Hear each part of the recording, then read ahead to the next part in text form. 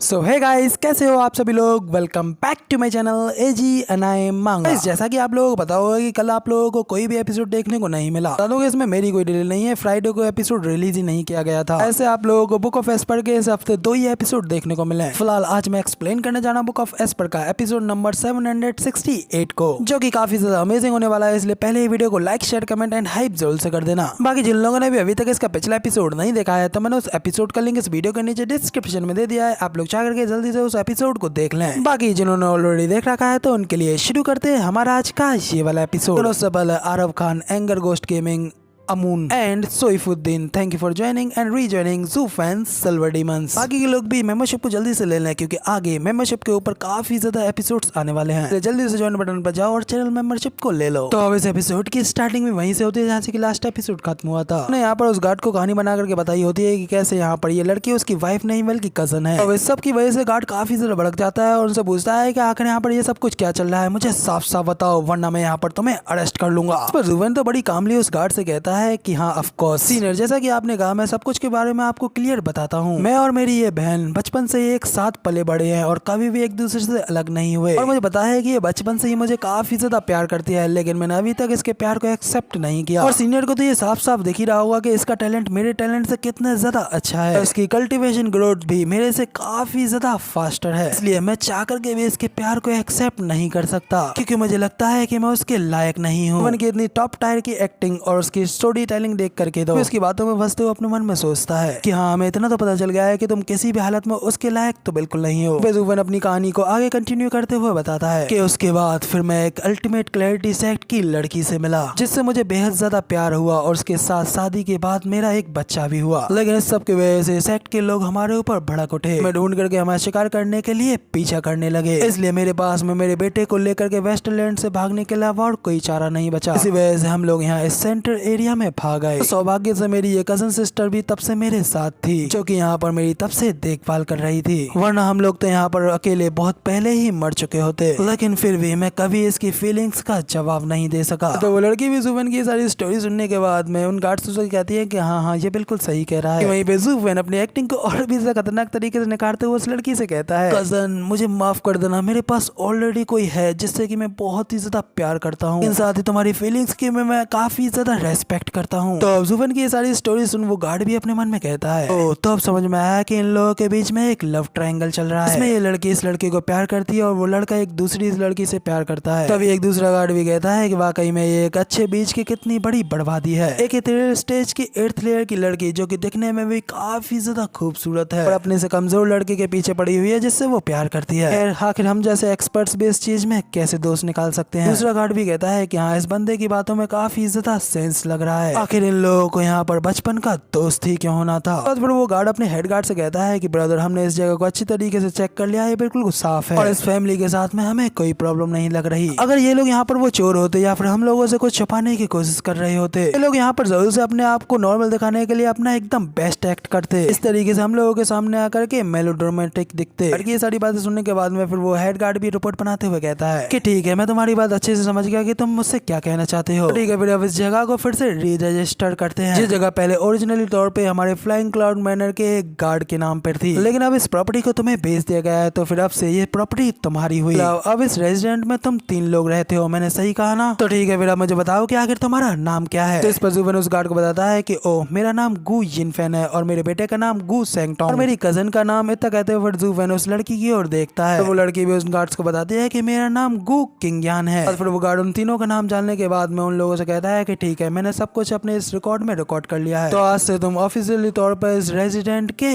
Owner हो और हमारे इस फ्लाइंग क्लाउड सिटी के सिटीजन भी। अब ये सारी जानकारी ले लेने के बाद वो गार्ड्स वहां से जाने लगते हैं, लेकिन उनसे कहते जाते हैं कि अगर तुम लोगों को अपने आसपास कोई भी सस्पिशियस नजर आए, एक बार फ्लाइंग क्लाउड मैनर में आकर के हम लोगों को रिपोर्ट कर देना। अगर कोई इमरजेंसी हो तो आप यहाँ पर चिल्ला करके भी शोर मचा सकते हैं, पेट्रोल टीम तुरंत रिस्पॉन्स मिलते ही आपके पास में आ जाएगी। तो इस पर जुवेन पहले उस गार्ड को शुक्रिया करता है और फिर उससे पूछता है कि आखिर सस्पिशियस पर्सन ये किस तरीके तरीके का पर्सन है और उससे कहता है कि क्या कहा, तुम्हें सस्पिशियस पर्सन के बारे में भी नहीं पता? ऐसा पर्सन जो कि इधर उधर भटकता हुआ होमलेस हो, में काफी ज्यादा डरावना और तुम्हें हार्मफुल लगे, करके तुम्हें लगे कि इस बंदे में कोई गड़बड़ है, वही सस्पिशियस पर्सन होगा। इसलिए और कभी तुम्हें इस डिस्क्रिप्शन में फिट कोई बंदा दिखे तो सीधा हम लोगों को एक सिग्नल भेज देना, तुरंत तुम्हारी मदद के लिए आ जाएंगे, समझ गए ना? जूफन भी उस गार्ड की बात के ऊपर एग्री होते हुए उसे हाँ करता है। फिर वो गार्ड्स वहाँ पर जूफन के रेजिडेंट से चले जाते हैं और कहते हैं कि चलो अगले घर पे जाकर के चेक करते हैं, कहीं दूसरे घर पे जाकर के वो चोर छुपे ना हो। बेसी के साथ में फिर हमें गूस एंगटन और जूफन को दिखाया जाता है। दोनों ही बाप बेटे अचानक से एक दूसरे की नजरों में देखते हैं। जूफन एकदम खतरनाक लुक देते हुए हंसते हुए यंग सेंग जी से कहता है कि फिर यंग सेंग जी अब हमारे इस गेस्ट को घर से बाहर फेंकते हैं और गेट को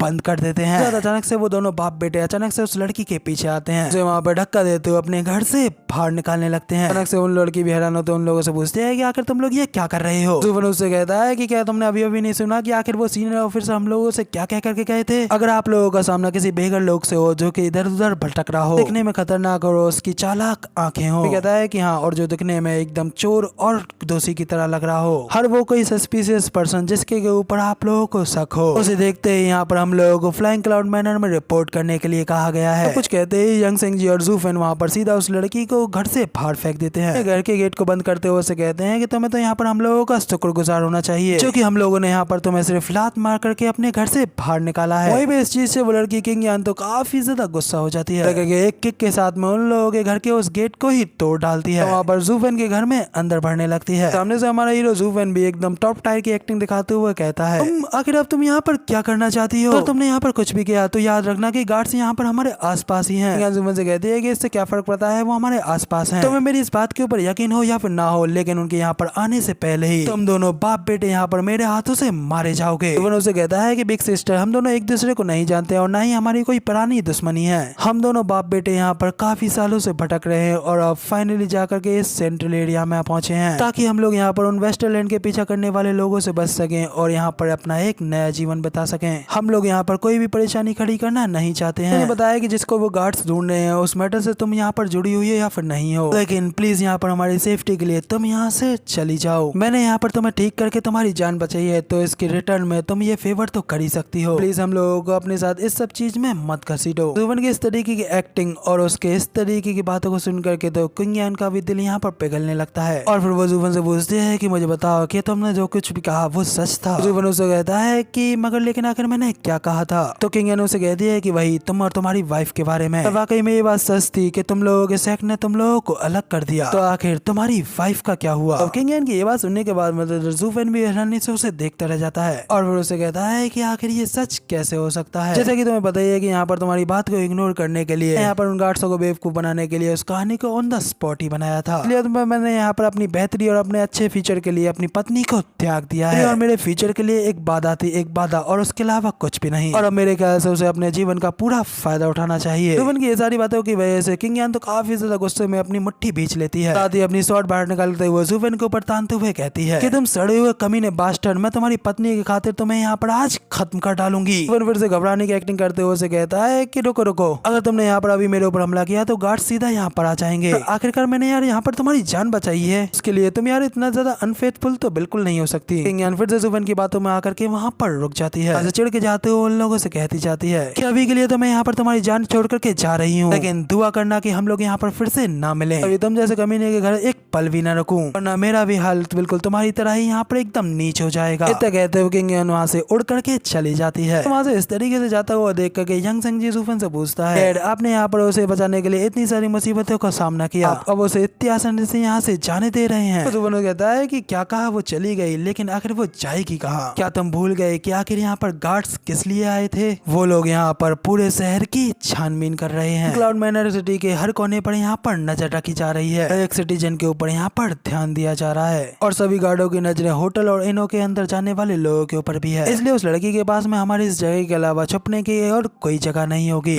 वो यहाँ से इस जगह को छोड़ करके जाना चाहती है, लेकिन जब तक वो यहाँ इस फ्लाइंग क्लाउड सिटी के अंदर है तब तक उसे यहाँ पर वापस आना ही पड़ेगा, क्योंकि इसके अलावा उसके पास में कोई और चॉइस है ही नहीं। यंग सेंग जी जूफन से कहता है कि मगर फादर ऐसी बात है तो फिर आखिर हम लोगों ने लात मार करके उसे पहले बाहर क्यों निकाला? क्या यहाँ पर ये चीज करना कोई जरूरी थी? जिस पे जूफन कहता है कि नहीं नहीं, ये तो हमारी साइकोलॉजिकल वॉरफेयर का फर्स्ट स्टेप है, जिसमें हमें पहले एक कदम पीछे आकर के 2 कदम आगे बढ़ना है।